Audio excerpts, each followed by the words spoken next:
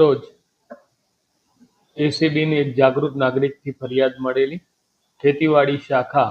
જિલ્લા panchayat Surat senior accountant clerk તરીકે ફરજ બજાવતા રૂપલબેન ટેલર કે જેઓએ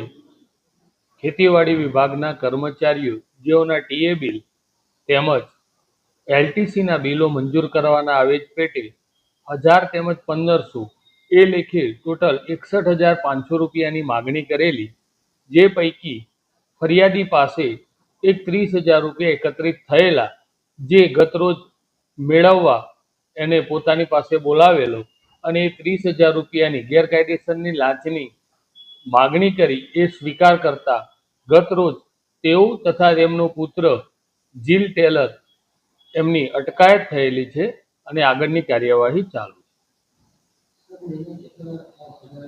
આ જે રૂપલબેન છે તે લગભગ છેલ્લા 11 વર્ષથી ફરજ બજાવે છે અને તેઓનો હાલનો પગાર 54,000 છે.